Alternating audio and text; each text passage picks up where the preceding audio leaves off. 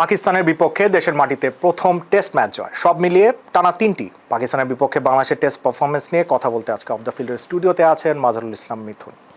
মাজার, স্বাগত স্টুডিওতে। পাকিস্তানের বিপক্ষে বাংলাদেশ এক ধরনের বলা যায় ধারাবাহিকতাই তৈরি করে ফেলেছে, প্রত্যাশিত ছিল? প্রত্যাশিত ছিল আপনি বলেন, কারণ রাওয়ালপিন্ডিতে আমরা যেভাবে সিরিজ জিতেছি, 2টা ম্যাচ জিতেছি, ডোমিনেট করেছি, হয়তো সেকেন্ড টেস্টটা আমরা 26 রানে 6 উইকেট হারিয়েছিলাম, সেই ম্যাচ জিতেছি। তারপরেও আমার মনে হয় যে ওইখান থেকে যে আত্মবিশ্বাস পেয়েছি এখানে কাজে লেগেছে। এটা একটা বিষয়। একটা বিষয় হচ্ছে আমার পাকিস্তানকে আগের টিম মনে হয় না, মানে 4-5 বছর আগে যে টিমটা ছিল সেই টিমটা এটা না। আপনি যদি খেয়াল করে দেখেন তাদের বোলিং ডিপার্টমেন্টটা বাংলাদেশ থেকে পিছিয়ে আছে।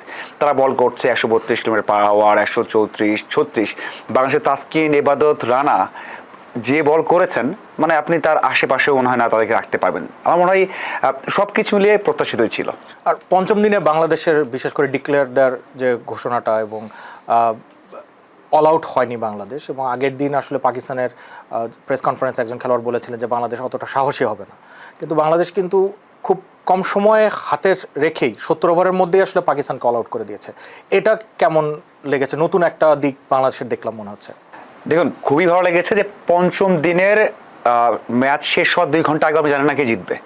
মানে যখন থার্ড সেশন শুরু হলো, ওদের হাতে 7টা উইকেট, মনে হচ্ছে ড্র হবে, পাকিস্তান জিততে পারে, বাংলাদেশ জিততে পারে। মানে মিরপুরে আপনি কখনো কল্পনা করতে পারবেন না যে এখানে মিরপুরের মাঠে আপনি পঞ্চম দিনে ম্যাচ গেছে, এটাই তো অনেক বড় একটা বিস্ময়ের বিষয়। এবং পঞ্চম দিনের লাস্ট আওয়ারে আপনি জানতে পারছেন না যে কে জিতবে। সো এটা ভালো ছিল। আর আপনি যেটা বললেন যে সালমান আগে বলেছিলেন যে বাংলাদেশ ব্রেভ হবে না, আমার মনে হয় তার পার্সোনাল একটা ক্ল্যাশ আছে।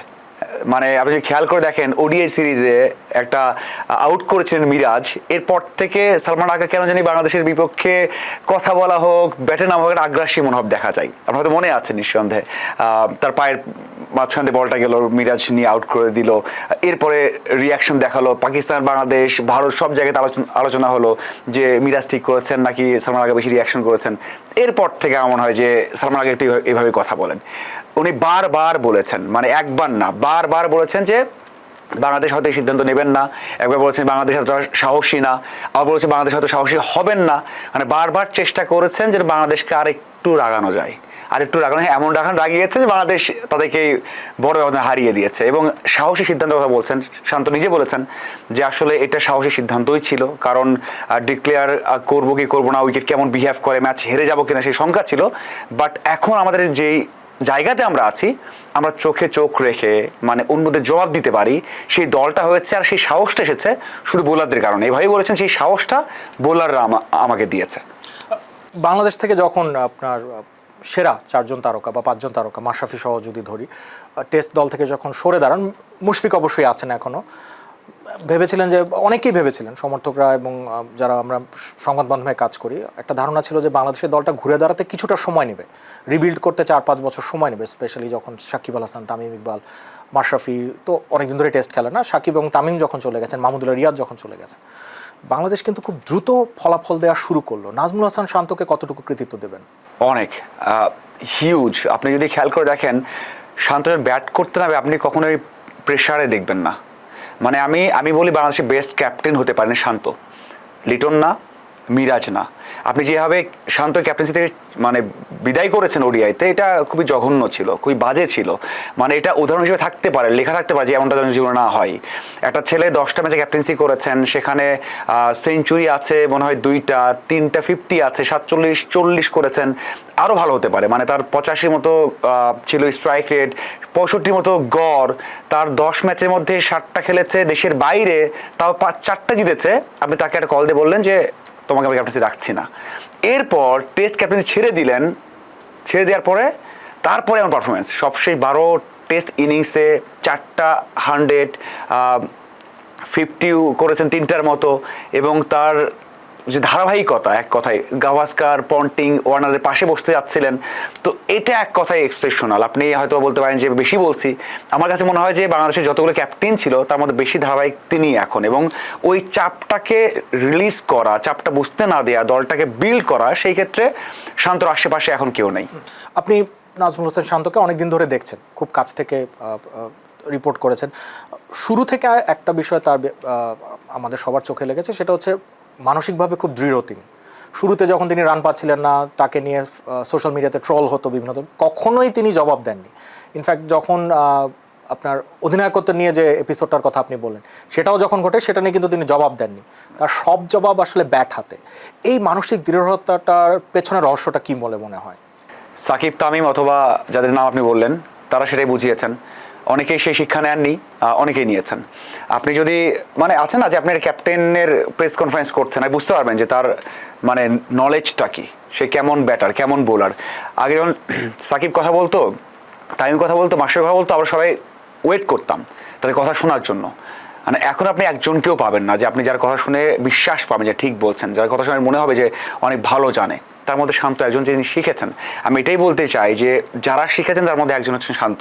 আপনি যখন রাজনৈতিক প্রেক্ষাপট চেঞ্জ হলো, এরপর যখন ক্যাপ্টেন্সি নিয়ে দৃঢ়ভাবে কথা বলা, দল কি করছে, চেঞ্জ হচ্ছে, ডিরেক্টর, সভাপতি, সাকিবকে নিয়ে অনেক কথা হচ্ছে, বিতর্ক হচ্ছে, সেখানেও যেভাবে কথা বলেছেন আপনি হয়তোবা রিকল করলে বুঝতে পারবেন। তো সেটা সবাই পারে না। শান্ত করেছেন, এবং শান্ত করে হয়তোবা সেই সব কারণেও খেসারত দিতে হয়েছে, মানে যে ক্যাপ্টেন্সি হারিয়েছিলেন। তো আমার মনে হয় শান্ত সেই নলেজ আছে। হ্যাঁ, অনেক সময় অনেকে বলেন যে শান্ত ওভার কনফিডেন্স নিয়ে কথা বলেন, শান্তর কথার মধ্যে সেই মাধুর্য পাওয়া যায় না। দেখুন, সেই কথাগুলো আমরা তামিমকে বলেছি, সাকিবকে বলেছি, মাশরাফিকেও বলেছি, কিন্তু এখন বলছি তারা কি ছিল। সো আমি এখনই বলছি না যে শান্ত, সাকিব, মাশরাফি, তামিম হয়ে গেছেন, বাট তাদেরকে কাছ থেকে কিছু নিতে পারলে সেটা শান্ত নিয়েছেন। এবং আমার মনে হয় যে দলকে এক করা, ফ্রিডম দেওয়া এবং নিজে ওই প্রেশারটা নিয়ে খেলা। এবং একটা কথা বলেছিলেন খালেদ মাহমুদ সুজন, যে শান্ত তো অন্য কোনো ইনভলভমেন্ট নেই, না বিজ্ঞাপন নিয়ে, না বিজনেস নিয়ে, না তার পার্সোনাল কোনো সমস্যা। শান্তর একটাই কাজ খেলাধুলা করা। আপনি খেয়াল করে দেখবেন, মানুষের অনেক তারকা আছে যাদের অনেক কাজ আছে। আর বিজ্ঞাপনে দেখবেন, সোশ্যাল মিডিয়াতে দেখবেন, বিভিন্ন প্রোগ্রামে দেখবেন, বিজনেসে দেখবেন, প্রমোশনে দেখবেন, আপনি শান্তকে দেখেছেন? খুবই কম দেখবেন। হ্যাঁ, দুই একটা দেখেছেন হয়তো বিপিএল এর সময়, দেখবেন না। তো আমি বলছি না যে করা যাবে না, করলে খারাপ হয়ে গেছে, বাট তার পুরো মানে চিন্তাটাই হচ্ছে খেলা নিয়ে, এবং সেটা তার খেলাতে রিফ্লেক্ট করে দেখা যায়। সিলেট টেস্টের আগে খুব বেশি সময় নাই, এবং ঢাকার থেকে সিলেটের কন্ডিশনও ডিফারেন্ট হবে, এটা প্রত্যাশিত। ওখানে কি কি পরিবর্তন দেখতে চান? পাকিস্তানে অবশ্যই বাবর আজম কি খেলবেন কিনা সেই তথ্যটা আছে কিনা আপনাদের কাছে, এবং বাংলাদেশ দলে কি কি পরিবর্তন দেখতে চান? পরিবর্তন অবশ্যই রানাকে হয়তো রেস্ট দেওয়ার চিন্তা করবে, কারণ সামনে অস্ট্রেলিয়া সিরিজ আছে। আপনার প্রত্যেকটা ওভার মানে ক্যালকুলেট করা হয় বা দেখা হয়, কাউন্ট করা হয় যে তার অবস্থা কি। আমরা যখন পিএসএল থেকে আসলেন তখন দেখলাম যে একটা নিগল ছিল, তার একটা ইনজুরির সমস্যা হতে পারে এরকম একটা পর্যায়ে ছিলেন, সেখান থেকেই টেস্ট খেলেছেন। এবং আমি চাই না চেঞ্জ হোক, কারণ টেস্ট চ্যাম্পিয়নশিপের ম্যাচ, এটা কোনো প্রীতি ম্যাচ না। আপনি কোনো একটা এমন ম্যাচ না যে একটা টেস্টে খেলা হচ্ছে, এটা কোনো পয়েন্ট যোগ হবে না, বড় ম্যাচ।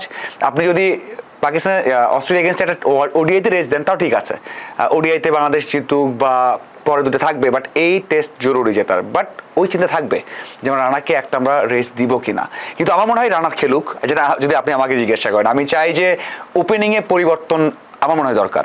আপনি যদি দেখেন যে এখানে হয়তো আবার এটাও বলবেন যে জয় তো একটা টেস্টে ব্যর্থ হলো, আগের টেস্টে ভালো করেছে, সাদমান বেশ কয়েক টেস্টে ভালো করেছেন, সেম ইলেভেন খেলানো যায়। কিন্তু এখানে দুইটা জায়গা আছে, রানাকে রাখতে হবে বা রাখুক, আমরা টেস্ট সিরিজটা জিতি। সাথে হচ্ছে ওপেনিংয়ে চেঞ্জ করলেও একটা জায়গা আছে যেখানে আমরা তামিম খেলাতে পারি জয়ের জায়গাতে। আর একটা জায়গা হতে পারে যেটা আমি শুরুতে বলেছিলাম, মানে যখন টেস্ট শুরু হয় বিভিন্ন জায়গাতে, সেটা হচ্ছে আপনি কেন এবাদতকে খেলাচ্ছেন এখন? এবাদত রিসেন্ট কোথায় খেলেছে, কোথায় ভালো করেছে? হাসান মাহমুদ ভালো করেছে, আপনি খালেদ টেস্টেও ভালো করেছে, তাহলে নিয়ে এসে ম্যাচ খেলিয়ে দিলেন, এই টেস্টে ভালো করতে পারেননি, তাকে ক্যারি করবেন কিনা বা খেলাবেন কিনা, নাকি রেস্ট হয়ে গেছে সেখানে শরীফুলের, ওই জায়গায় শরীফুলকে নেবেন? হয়তো এই দুটো জায়গা আছে। আমার মনে হয় যদি চেঞ্জ করার দরকারই হয় তাহলে এবার জায়গাতে শরীফুল আর মানে অবভিয়াসলি ওপেনিংয়ে তামিমকে ডেবিউ করানো হোক। আর পাকিস্তান দলে বাবর আজমকে আমরা দেখেছি প্র্যাকটিস করতে, প্রত্যেক দিন দেখেছি।